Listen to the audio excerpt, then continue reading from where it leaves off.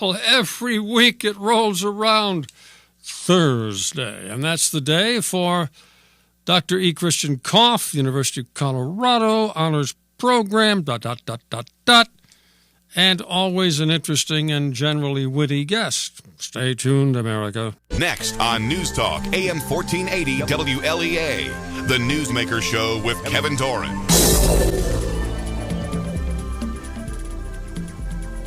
You will be able to keep your doctor.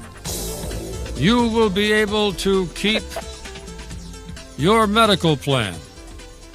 Now, you know, it's sort of interesting to watch how this is playing out in the media, Chris Kopff. Yes, I'm interested. Tell me. Well, NBC broke the story that they knew as early as 2010 that that was a lie. Yes. Everyone knew it in the White House and also in Congress. Knew. Huh? White House knew. White House knew, right, unless they don't read anything. Yeah. Now, CNN Wolf Blitzer, he was interviewing some guy, and he said, "Gosh, the president shouldn't have said that. I mean, that was a bit of a stretch." But then NBC came out without calling it a lie, said he was lying, and of course, other media said the guy's lying. He was lying then. He's lying now. Then Victor Davis Hanson. Tell the people who that is, by the way. He is a classicist who also writes on political issues. He's the inventor of an entire field of academic studies called the Western Way of War. He's probably the most brilliant classicist in the world, and he's a very smart guy on other topics. Well, Victor Davis Hanson said on one of our programs, not this one, but one of our Fox programs, Kilmeade and Friends, which we run in the mornings, that this guy, Barack Obama, and his cohorts are trying to lead us toward really a totalitarian state. Now, people would say, if I said that or you said that, you say, well, they're smoking the wrong stuff. But when Victor Davis Hanson says it, I think a lot of serious people have to pay attention. Now, he's not the first one to say it, but he's saying it. Any of your colleagues onto where this guy, Barack Hussein Obama, wants to lead our country, or is it just you and a few of the others? Well, I will say that there is a general problem that people have. They're unwilling to make very strong statements, partly because, of course, they're so vindictive in going after people who do. We're not really a very free country anymore. No. But yes, increasingly people are saying the consequences of these activities, whether it's the massive spying, whether it's the constant cover-ups, whether it's a policy of never taking real responsibility for your actions, which goes all the way from Benghazi to health care, where no one's ever responsible or held responsible, and the president always claims he didn't know. He read about it in the Washington Post. He just heard about it the other day. Mm-hmm. Whatever it is, he didn't know, right. This is utterly impossible. He clearly knew when he said, you may keep your doctor, period.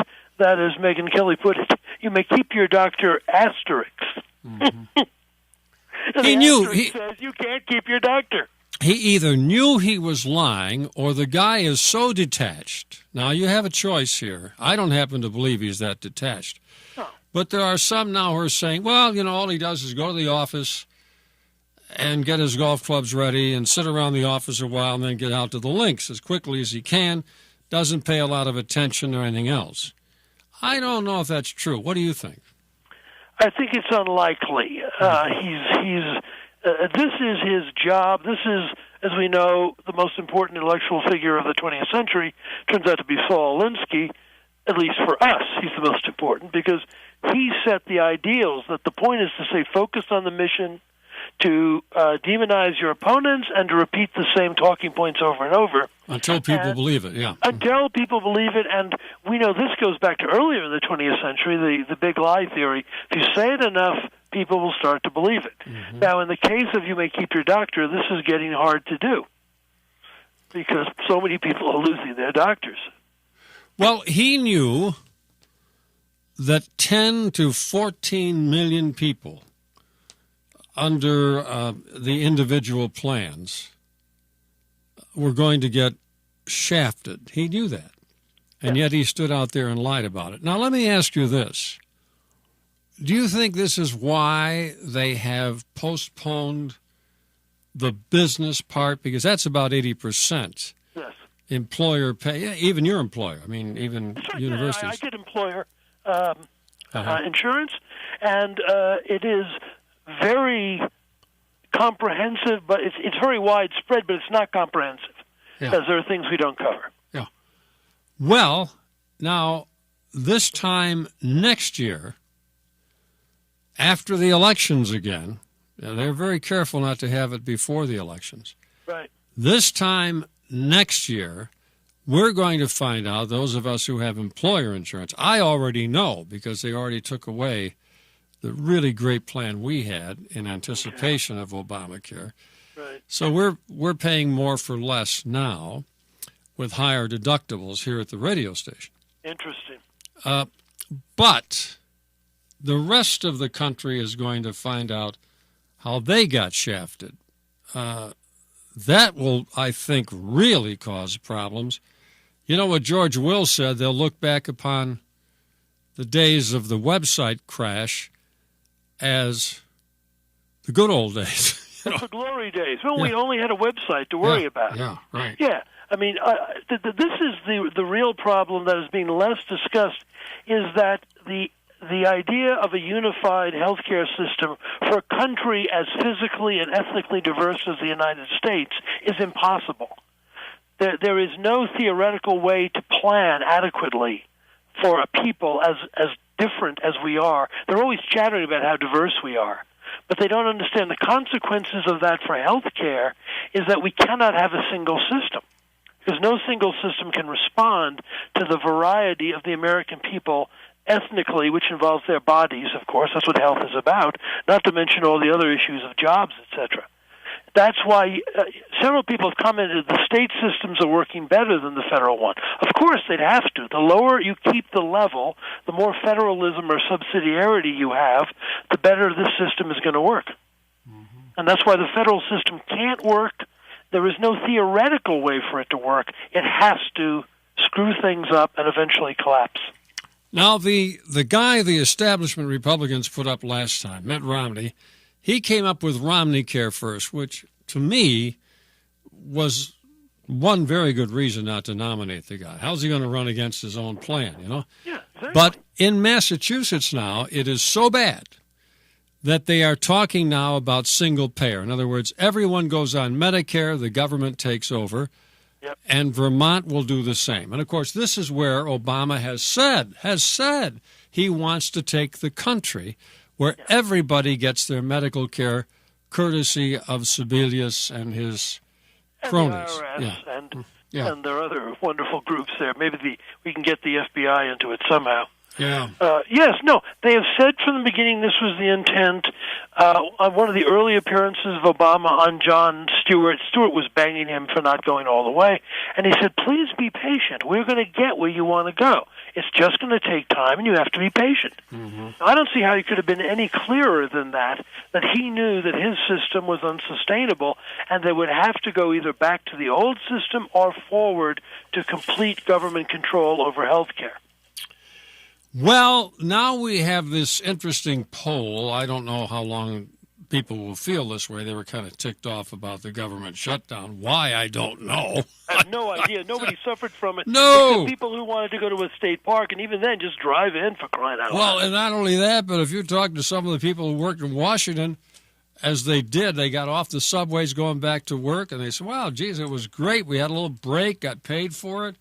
It was marvelous. Yeah, they had a vacation just for the time of year when you like to have one. Yes, absolutely, yeah. getting ready for Christmas. I mean, it was perfect. But anyway, I do worry about the two-party system. I must tell you, I'm very concerned about it because as long as Republicans will vote for Republicans regardless of what they stand for, and Democrats will vote for Democrats regardless of how socialized the party has become, it's now a socialist party, I don't know. I don't...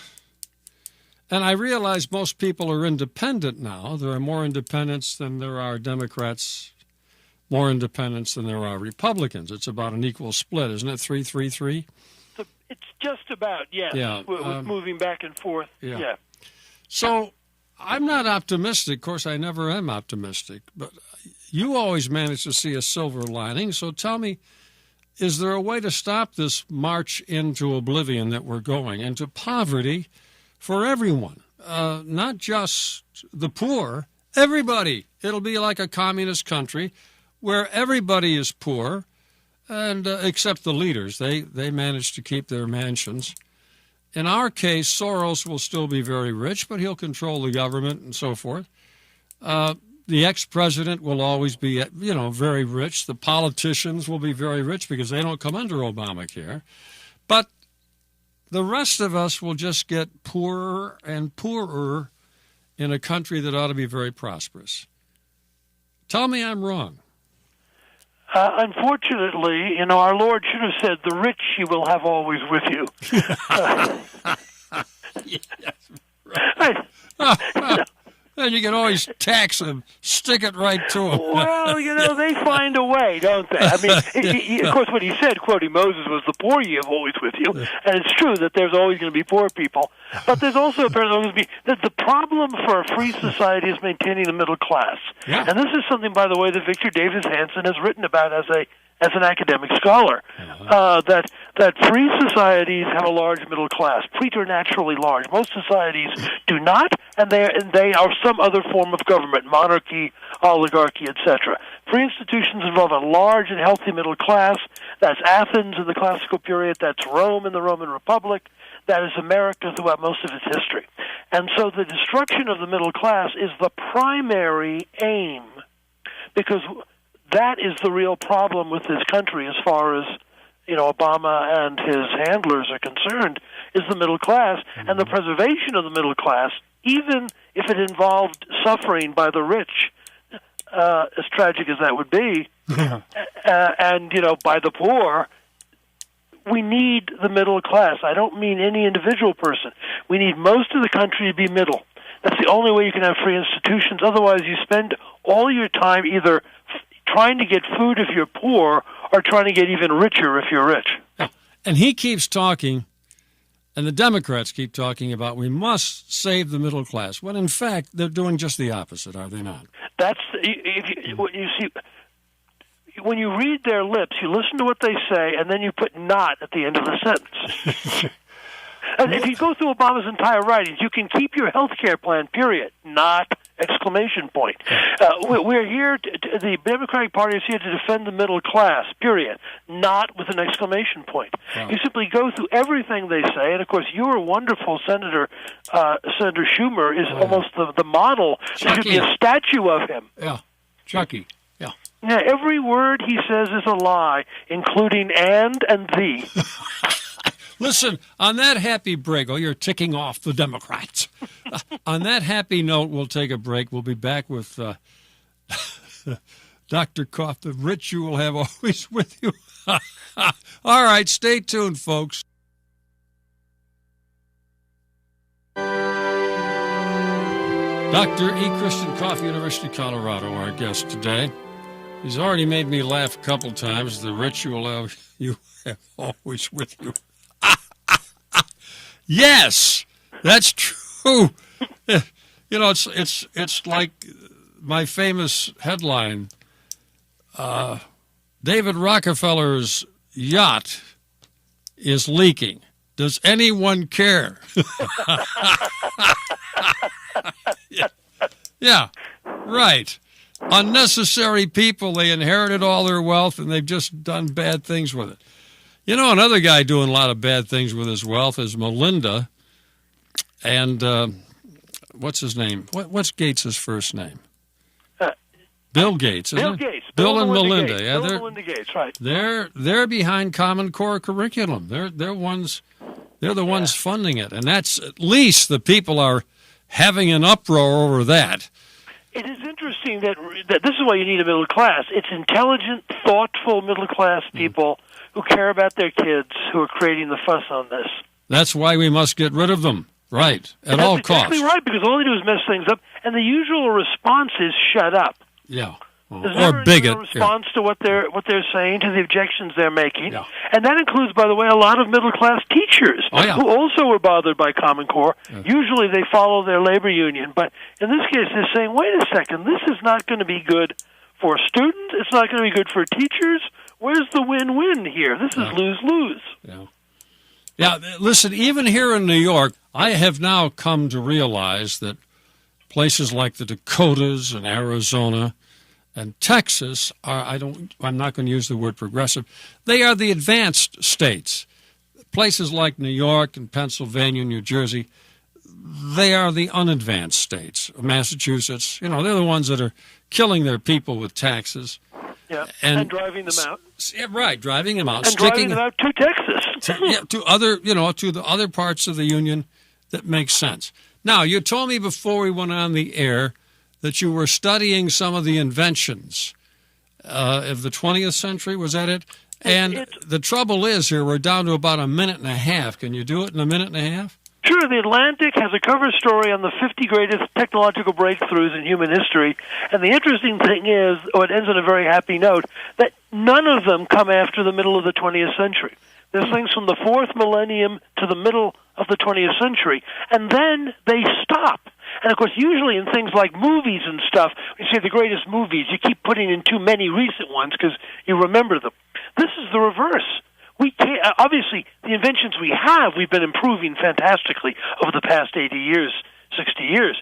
But we haven't been getting new technological breakthroughs. And the article lists this if you put out the list, it's clear. If you read the discussion, there's all this happy talk that, of course, is going to keep on.